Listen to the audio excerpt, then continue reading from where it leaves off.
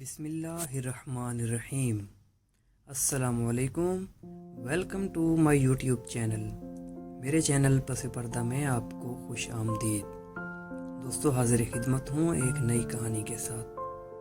امید کرتا ہوں کہ یہ کہانی آپ کو اچھی لگے گی اور اس کہانی میں جو سبق دیا گیا ہے کوشش کروں گا کہ وہ سبق آپ کو سمجھا سکوں۔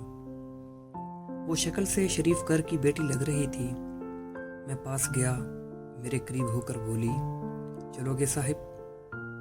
میں نے پوچھا، کتنے پیسے لوگی؟ کہنے لگی، آپ کتنے دیں گے؟ میں نے اس کی نیلی سی آنکھوں میں جھانک کر دیکھا، وہ بے بس سی تھی۔ میں نے بولا، او کار میں بیٹھو۔ وہ ڈر رہی تھی۔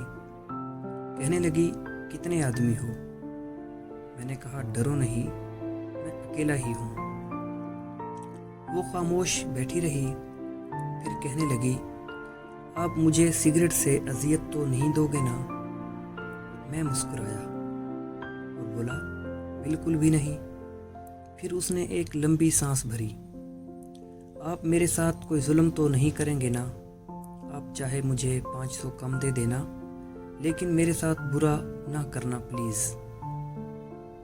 وہ بہت خوبصورت تھی، معصومیت اس کی باتوں سے ٹپک رہی تھی۔ پھر بھی خدا جانے وہ کیوں جسم بیچنے پہ مجبور تھی۔ وہ نہیں جانتی تھی کہ میں کون ہوں۔ میں نے پوچھا، کھانا کھایا ہے؟ کہنے لگی، نہیں۔ میں نے ہوٹل کے سامنے کار روکی۔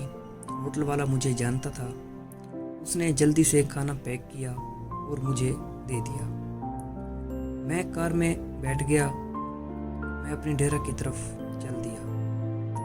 چوکیدار نے دروازہ کھولا۔ میں نے کار پارک کی۔ رات کے 11 بج رہے تھے اور وہ مسلسل میری طرف دیکھے جا رہی تھی۔ میں نے کھانا پلیٹ میں ڈالا اور اس سے کہا کہ ہاتھ منہ دھو لو۔ وہ کہنے لگی، میں نے نہیں کھانا صاحب۔ میں نے پیار سے کہا، ڈرو نہیں، کچھ نہیں ہوگا۔ وہ ہاتھ دھو کر آئی، میرے سامنے کرسی پہ بیٹھ گئی اور کھانا کھانے لگی۔ جب اس نے کھانا کھا لیا تو کچھ کھانا بچ گیا۔ وہ مجھ سے کہنے لگی کہ یہ میں گھر لے کے جا سکتی ہوں؟ میں مسکرایا اور جواب دیا، بالکل بھی نہیں۔ وہ چپ سی ہو گئی اور برقع اتارنے لگی، لیکن میں نے کہا، رک جائیں اور میرے پاس آ کر بیٹھ جائیں۔ وہ حیران تھی۔ وہ میری آنکھوں میں دیکھ کر بولی کہ جلدی سے اپنا کام کریں اور مجھے واپس چھوڑ آئیں۔ میں نے کہا، نہیں پوچھوں گا کہ کیوں کرتی ہو ایسا، کیوں بیچتی ہو اپنا جسم۔ بس اتنا کہوں گا کہ کیا چھوڑ سکتی ہو؟ اور یہ سب وہ میرے چہرے کی طرف دیکھنے لگی اور بولی، آپ پاگل لگ رہے ہیں مجھے۔ میں نے اس کی آنکھوں میں دیکھا اور بولا، ہاں پاگل ہی ہوں میں، اور سب پاگل ہی سمجھتے ہیں مجھے۔ وہ کہنے لگی، اگر آپ نے کچھ کرنا نہیں ہے تو مجھے واپس چھوڑ کر آؤ۔ میں نے اس کے سر پہ ہاتھ رکھا، پھر پرس سے 10,000 نکالے اور اس کے ہاتھ پہ رکھے۔ وہ حیران تھی۔ کہنے لگی کہ میں نے نہیں لینے، اور آپ کیوں دے رہے ہیں؟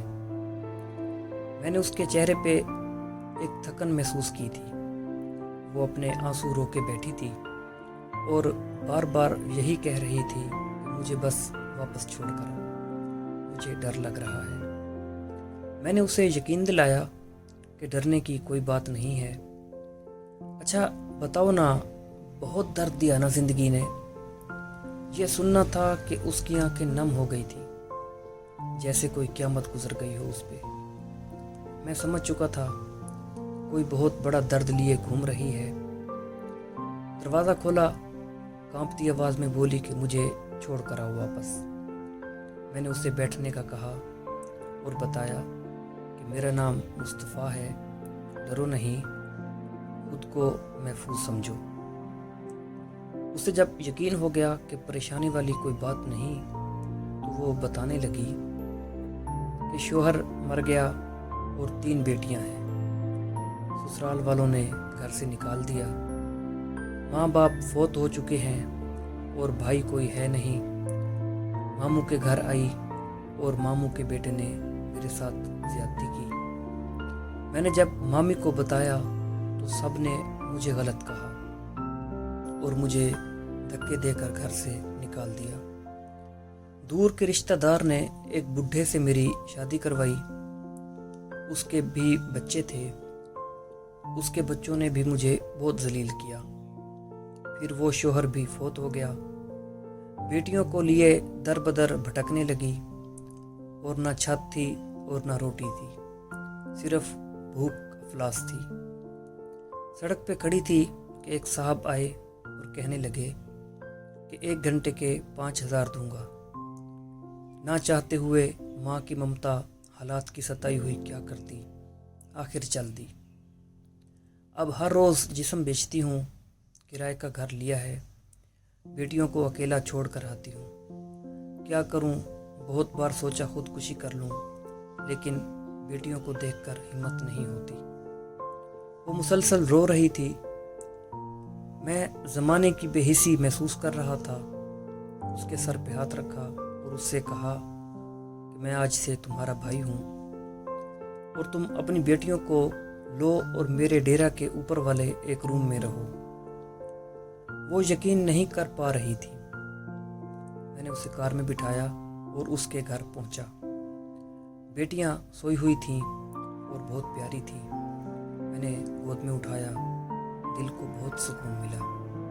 वो मुसलसल रोए जा रही थी और मुझे कहने लगी, आप फरिश्ते हैं, आप कौन हैं?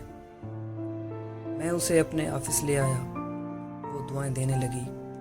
झोली उठाकर न जाने कितनी दुआएं देती रही। मैंने उससे कहा कि जाकर सो जाए। अपने डेरा में गया। मेरे सामने से वो चेहरा गुजरा जो एक लड़की अपने शोहर से झगड़ा कर रही थी। उसे कह रही थी कि मुझे तलाक दो, तुमको मेरी कदर ही नहीं। वो अपना घर जला रही थी अपनी बेवकूफ़ी की वजह से। वो बेचारी क्या जाने ज़माने की तलाकियाँ क्या होती हैं, ज़माने का डसना क्या होता है। मैं बताना चाहता था कि अपना घर जानबूझकर उजाड़ने वाली लड़कियों को तलाक़ें लेना आसान है, उसके बाद जीना मौत है। कभी सास का रोना, कभी नंद का स्यापा, कभी जेठानी से लड़ाई, ये हर घर की बात है। उसका हरगिज़ मतलब तलाक लेना या घर उजाड़ना नहीं है। कम उम्री में ही मेरे सर के बाल सफ़ेद हो गए हैं। हज़ारों आंखों के आंसू देखकर। अपने घरों को आबाद रखो। औरत खुदा की कसम मेरे मुआशरे की जंजीरों में जकड़ी हुई एक कहती है। कभी बाप की पगड़ी पे लूट गई तो कभी सास के जहर आलूद लहजे पे, कभी शोहर की अना पे खाक हो गई तो कभी औलाद की वजह से। मर्द अगर समझ जाएं मेरी इस तहरीर को तो शायद मेरा मुआशरा बदल जाए। दोस्तों, उम्मीद करता हूँ कि ये कहानी आपको पसंद आई होगी और इसमें जो सबक दिया गया है वो आपको सही तरीके से समझ आ गया होगा। इस तरह की मज़ीद वीडियोस देखने के लिए मेरे YouTube चैनल को सब्सक्राइब करें और मेरी वीडियोस को लाइक करें और अपने दोस्तों के साथ शेयर करें। मिलते हैं इंशाल्लाह नेक्स्ट वीडियो में।